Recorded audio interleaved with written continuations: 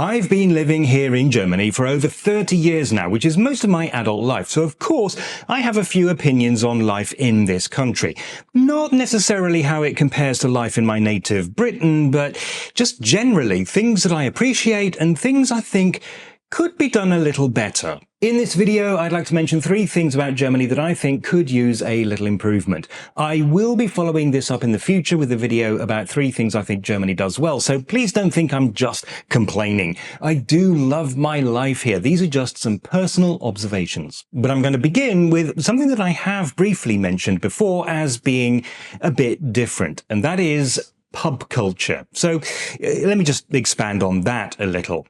Now, it's possible that I may just be looking back on my student days through rose-tinted glasses, but so far I haven't found anything in Germany that quite replicates what I remember of British pub culture. To be clear, there are a lot of awful pubs in Britain, but the best ones feel like a cozy home where everyone is on first name terms and you can settle back in a comfortable armchair and have a nice evening out with your friends, or if it's Friday, with your co-workers. Britain is still famously preoccupied with social class, and the pub is one place you can go to where everyone is on equal terms. It's not actually a law, but it might as well be. The fiction is maintained that a pub is somebody's home and you've been invited into it. One of the extreme culture shocks I had was when I was living in Berlin and I met up with a couple of friends at a bar. There was a TV bolted to the wall and it was showing a soccer game, nothing particularly unusual about that. It was a first-round match in some international competition. It was something like Belgium playing against Slovakia. I can't remember exactly, but the point is, it was not the most important sports game ever broadcast. Well, we were chatting, telling each other jokes, making each other laugh, and then somebody came to our table and politely asked us to keep the noise down. They were trying to watch the football. And that's when we realized everybody else in the place was staring silently at the TV. Honestly, it was like being in a comedy horror movie. It's that scene where it first dawns on the heroes that there's something not quite right about this town. Seriously, Germany, this is not how you do a fun night out. If the sport means so much to you, at least cheer the players on. Moving on. I think something could be done about the general quality of television shows. Now, there are a few exceptional shows out there, like Dark and Babylon Berlin, which just go to show that Germany can do this.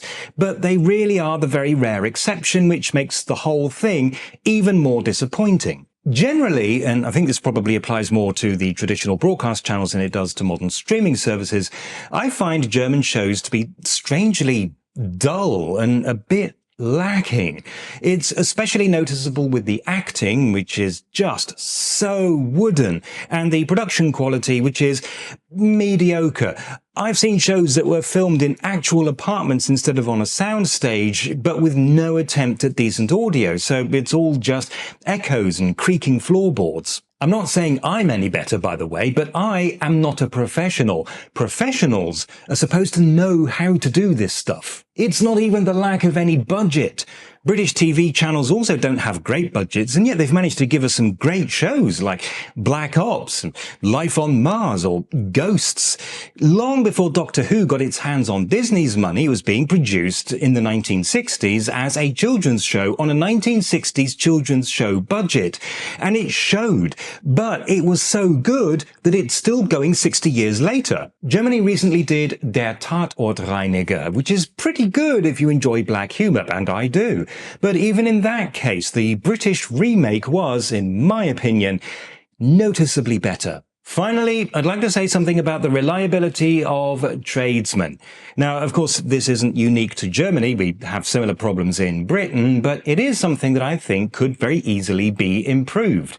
I mean, surely See, when I need an electrician or a plumber or a heating engineer, I obviously need to make an appointment. But while I might get a definite time for the appointment, it bears no relation at all to the time that they actually show up. Now, I get it. When you arrive at one place, you don't necessarily know how long the job is actually going to take. It may be a lot worse than you've been led to believe.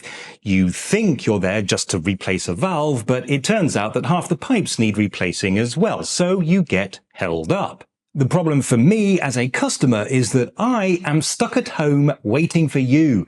You said 9:30. It's now 1 o'clock and I still need to do the shopping.